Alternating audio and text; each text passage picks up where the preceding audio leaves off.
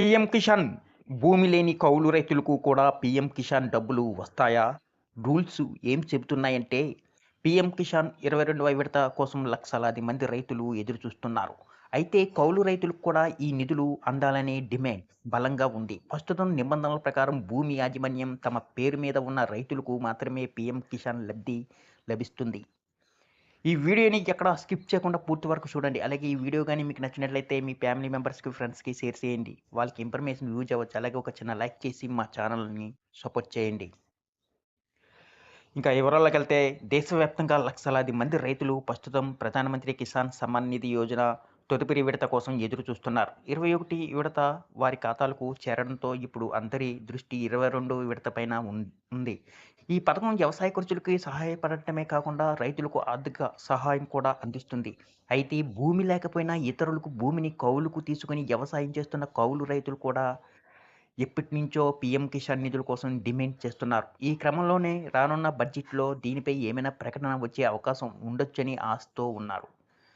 కాగా మన దేశంలోని గ్రామీణ ప్రాంతాల్లో ఎక్కువ జనాభాలో సొంత వ్యవసాయ భూమి లేని రైతులు ఉన్నారు.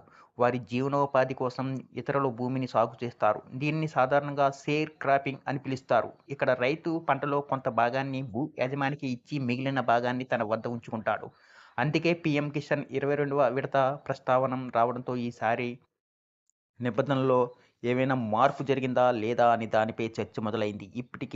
ఇప్పటికైతే కౌలు రైతులకు పీఎం కిసాన్ పథకం నుంచి ఎలాంటి ఆర్థిక సాయం అయితే అందడం లేదు. పీఎం కిసాన్ సమ్మాన్ నిధి రెవెన్యూ రికార్డుల్లో వ్యవసాయ భూమి నమోదు చేయబడిన వారికి మాత్రమే దాని ప్రయోజనాలు అందుబాటులో ఉండే విధంగా రూపొందించారు. దీని అర్థం మీరు భూమిని వ్యవసాయం చేస్తున్నప్పటికీ మీ పేరు భూమి రికార్డులో మీ పేరుపై భూమి లేకుంటే మీరు ఈ పథకానికి అర్హులుగా పరిగణించబడదు.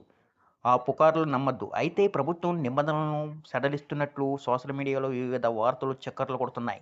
ప్రధానమంత్రి కిసాన్ యోజన ఆధార్ భూమి యాజమాన్యం అని రైతులు అర్థం చేసుకోవాలి. ఈ పథకం ప్రారంభించినప్పుడు ఇది చిన్న, సన్నకారు రైతులకు మాత్రమే పరిమితం చేయబడింది. తరువాత ప్రభుత్వం పరిధిని విస్తరించింది. అన్ని భూమి ఉన్న రైతులకు చేర్చింది. కానీ భూమి పేరు మీద ఉండాలి అనే నిబంధన ఉంది. అందువల్ల మీరు మరొక రైతు భూమిని ఎంత శ్రద్ధగా సాగు చేసినా ప్రస్తుతం నిబంధనల ప్రకారం మీరు 22 విడతకు అర్హులు కాదు.